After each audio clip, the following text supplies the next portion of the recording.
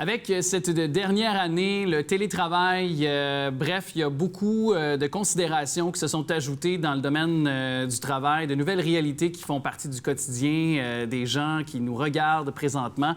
On en parle avec cette COVID, évidemment, qui sévit toujours. Bien, on a des astuces qu'on a développées pour vous, justement, quel que soit votre milieu de travail. Une trousse COVID pour votre milieu de travail qui a été mise sur pied. Et justement, ce mouvement Santé mentale Québec est derrière cette initiative. Elle en est la directrice, Mme Renée Ouimet. Merci d'être avec nous. Bonjour. Merci. Et je voulais d'emblée vous demander, justement, vous qui êtes habitué, évidemment, d'intervenir en situation dans différentes entreprises, de différentes façons, finalement. Est-ce que, en corrélation avec d'autres organismes qui viennent en soutien, par exemple, psychologique dans les milieux de travail, est-ce que vous détectez, justement, une recrudescence des cas qui sont répertoriés de gens qui ont besoin d'aide sur ce plan?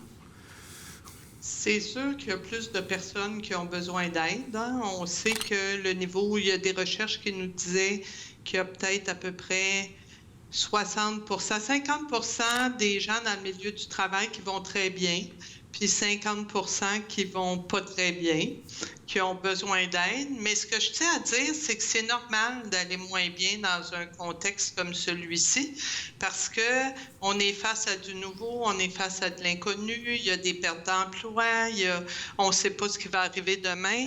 Donc, c'est normal d'aller moins bien. C'est l'accumulation aussi. Là où il faut s'inquiéter, c'est si on n'a plus de plaisir à vivre, si on n'arrive plus à dormir, si on mange tout le temps ou on mange plus, si on a des sauts d'humeur incroyables.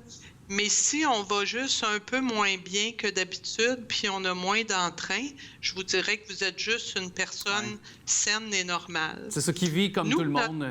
Évidemment, c'est haut et c'est bas. Mais est-ce que en mode télétravail, depuis la dernière année, vous avez remarqué est-ce que ça favorise finalement des cas davantage de peut-être dépression, des cas de burn-out, d'épuisement professionnel qui, en plus, accumulé avec la pandémie, ce qu'on vit comme stress aussi. Est-ce que ça, c'est le cas du télétravail qui fait que ça s'est ajouté aussi? Est-ce que c'est une incidence? Je vous dirais qu'il y a de tout. Le télétravail, il y a des gens qui sont vraiment heureux d'être en télétravail, mais il y a beaucoup de personnes aussi qui vivent moins de liens sociaux avec leurs collègues. Ouais. Vous savez, toutes les petites rencontres qu'on a dans le corridor où on a un problème, on va s'entraider, on va rire ensemble, on va se taquiner, Tout ça, c'est fondamental dans comment on tisse nos liens sociaux, puis nos liens sont un élément de protection de notre santé mentale. Alors, dans la première période de la pandémie, on sait que les milieux n'étaient pas encore adaptés à apporter un soutien d'équipe à leur milieu, que c'était souvent le travail, mais qu'il n'y avait pas d'espace d'échange juste pour échanger, puis savoir comment ça va, puis pouvoir s'entraider et tout ça. Et puis, il y avait moins de soutien technique aussi. C'est-à-dire que si tu avais un problème avec ton ordinateur au travail, tu parles à ton collègue à côté ou tu demandes au technicien ou à la technicienne de venir, tandis que là, il y avait moins de soutien technique. Fait que ça, c'est sûr que ça a joué, mais il n'y a pas juste le télétravail. Il y a beaucoup de personnes qui ont eu « je vais fermer ma fenêtre pendant que je vous parle parce qu'il y a un camion qui passe ». Ah, il n'y a aucun problème. On vit comme ça. On vit comme ça notre entrevue en direct, il n'y a aucun souci. Mais justement, vous disiez donc qu'il y avait d'autres considérations, c'est bien ça? Oui, je pensais à une infirmière à qui je parlais cette semaine, mais tu sais, qui parlait des difficultés, du manque de personnel, de devoir faire plus d'heures de travail, qu'il y en a qui ont décidé d'arrêter de travailler dans ce contexte-là parce que c'était trop difficile. Mais c'est sûr que c'était des problématiques qui existaient avant. Ouais. Tu sais, les enseignants qui se sont retrouvés avec plein de défis, les personnes qui travaillent à l'épicerie, qui doivent travailler toujours avec un masque visière. Un protège, oui, quelque chose pour les protéger, mais en même temps, ils vivent dans le risque quotidien. On finit par se faire, mais les camionneurs qui se promènent entre les États-Unis puis le Québec, qui vivent des défis aussi. Les questions, quand je travaille dans le public, la peur de dire est-ce que je vais ramener quelque chose dans ma famille ou pas. Donc, on est face à plein de réalités qui ne sont pas juste pour les personnes en télétravail, mais pour toutes les types. Je vous dirais, toutes les travailleuses et travailleurs vivent un certain niveau de difficulté qui est nouveau. Et c'est sans compter les entreprises qui vont moins bien, et d'autres qui se sont recréées d'une manière extraordinaire aussi. Fait que la pandémie n'est pas juste la souffrance non plus. Non, exact. Il y a des gens qui ont trouvé des nouvelles manières d'apprendre, de faire, Donc, il y a quand même, effectivement, il faut l'orienter sur quand même sur certains éléments positifs, mais parmi justement, les solutions aussi, vous avez mis sur pied cette trousse COVID pour votre milieu de travail. J'ai goût d'aller tout de suite dans, justement, quelles sont ces astuces-là, parce que je vous en avais donc trouvé 7, du moins vous nous en mentionnez 7. Et si je ne m'abuse, vous avez aussi comme, disons, façon de présenter le mouvement Santé mentale Québec sous trois mots, c'est-à-dire promouvoir, soutenir et outiller. Est-ce que justement, avec ces 3 mots-là, dans ces 7 astuces-là, on peut y voir un rapprochement, si on peut le dire comme ça? Vous avez beaucoup de questions dans une. Oui, effectivement, c'est mon rôle d'ailleurs. Oui. Alors, la première chose, je voudrais expliquer c'est quoi la trousse COVID, la trousse 7 astuces pour aller mieux dans les milieux de travail. C'est une médiathèque dans laquelle les gestionnaires, les mondes des relations humaines, les chefs d'équipe peuvent aller puiser des outils pour partager avec leur équipe.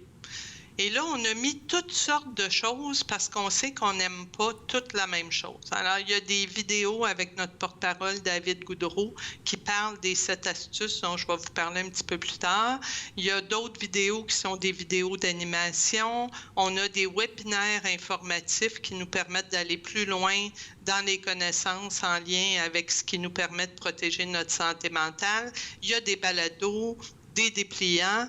Donc, en fonction du monde avec qui on travaille, on peut choisir un élément, 2 éléments, 3 éléments qu'on va partager dans notre infolette, dans un courriel, de toutes sortes de manières pour soutenir, je dirais, le mieux-être de tous. Puis nous, on est vraiment dans ce qui nous aide à garder notre bonne santé mentale. On n'est pas dans la maladie. Puis je reviens avec vos 7 astuces. Les 7 astuces, c'est des 7 éléments qui nous permettent de protéger notre santé mentale qu'on a mis en mots simples.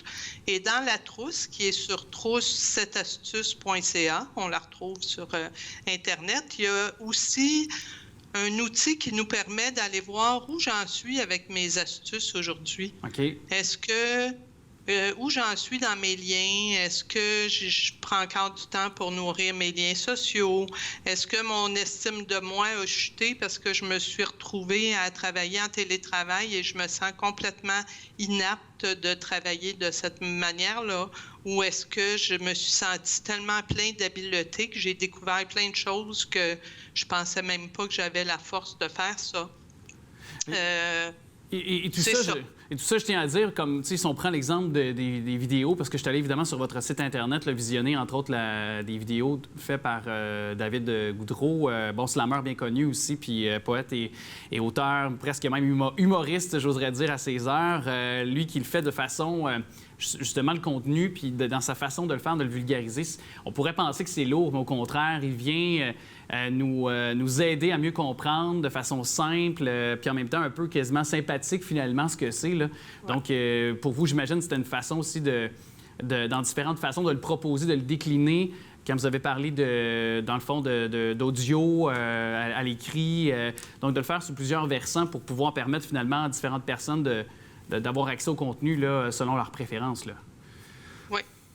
Puis David, d'ailleurs, notre porte-parole, il pose une question. Il y a une des vidéos, c'est sur le sentiment de cohérence. Puis le sentiment de cohérence, c'est quand notre vie, quand on arrive à comprendre, à avoir l'information nécessaire pour comprendre, qu'on arrive à donner du sens à l'événement, puis qu'on a un pouvoir d'agir dessus. Et des recherches ont démontré que les gens qui ont un fort sentiment de cohérence traversent plus facilement la pandémie actuelle. Alors, David a inventé un nouveau verbe et il pose la question « Cohères-tu aujourd'hui? » Alors, est-ce que ta vie a de la cohérence aujourd'hui? À cohérence aujourd'hui, je trouvais ça super d'ailleurs, super rigolo en même temps. Ça nous fait réfléchir comme toujours lui sait le faire. Bien, merci beaucoup de nous avoir parlé, Madame Renée Ouimet, donc directrice du mouvement Santé mentale Québec. On invite les gens sur le www.trousse7astuces.ca. Le tout est actuellement au bas de l'écran.